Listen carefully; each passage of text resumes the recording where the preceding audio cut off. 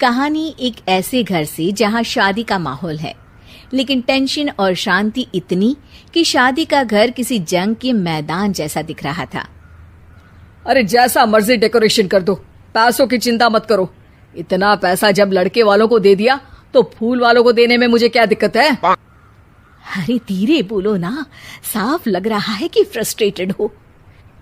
अरे तुम तो चुप ही रहो। एक बेटी संभाल नहीं पाई। सारा दिन मैं काम पर जाता था, सोचता था घर पर बच्चों को अच्छे से संस्कार मिल रहे होंगे, लेकिन नहीं, मैडम को तो अपनी किटी और फैशन से फुर्सत मिले तब ना। माँ चुपचाप वहां से चली जाती है। समझ में नहीं आता कि आखिर शर्मा खानदान में हो क्या रहा है। कल तक चिड़िया सी फुदकने वाली शीना की शादी यूं अचानक एक मोटे काले लड़के से क्यों हो रही है? शीना कमरे में हाथ में गुड़िया लिए बोलती है, मेरे साथ जो हो रहा है ठीक हो रहा है। तुम तो सब जानती हो, साहिल मेरे लिए भगवान है।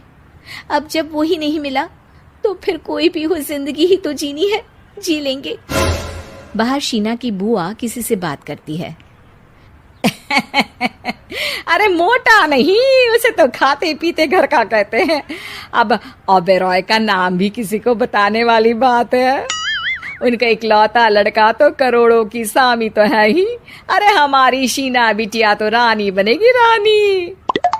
इन सब के बीच कहीं कोने पर शीना हाथ में मेहंदी सजाए बैठी थी और आंखों में आंसू सजाए। और वो समय भी आ जाता है जब शीना मंडप के नीचे हाथ में वरमाला लिए खड़ी होती है, लेकिन तभी अफरा तफरी मच जाती है। कोई कहता है, अरे लड़के की माँ को हार्ट अटैक आ गया।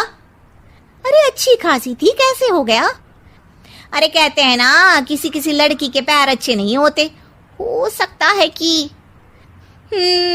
मनहूस है ये लड़की। शीना पास खड़ी सब सुन रही थी। फिर शीना अपने कमरे में आ जाती है। शादी ये कहकर नहीं होती कि लड़की मनहूस है। अब लगातार शीना के लिए लड़के देखने आते, लेकिन आस पड़ोस या किसी के कहने पर शादी हर बार टूट जाती। लेकिन एक दिन, अंकल, मैं काफी दिनों से आपसे मिलने की कोशिश कर रहा था, लेकिन हिम्मत नहीं हो पा रही थी। अरे बेटा, हिम्मत तो हमारी टूटी पड़ी है। वैसे कौन हो तुम? अब मेरा नाम साहिल है अंकल। मैं शीना से प्यार करता हूँ और उसी से शादी करना चाहता हूँ। अरे अब तो किस जात के हो ये भी मायने नहीं रखता। बेटा, मेरी बेटी मनहूस है। ये सब कहते हैं कि इसीलिए उसकी शादी नहीं हो पा रही। अगर तुम शादी करने को तैयार हो तो ठीक है। शीना की शादी साहिल से हो जाती है। अगले दिन साहिल की माँ का देहांत हो जाता है और एक बार फिर लोग शीना को अपशकुनी कहने लगते हैं। अरे खा गई दीदी को ये। अरे क्या जरूरत थी साहिल किसी मनहूस को घर लाने की? पर बुआ, माँ की तो तबीयत पिछले कई साल से खराब थी। डॉक्टर्स ने जवाब दे दिया था। क्या पता ये भी उनका सौभाग्य हो कि वो बहू का मुंह देख पाई। अरे बहू का मुंह देख पाई, या ये कह लो कि बहू का मुंह देखते ही स्वर्ग लोक सिधार गई। खैर, हमें क्या, घर तुम्हारा है, हम तो चले।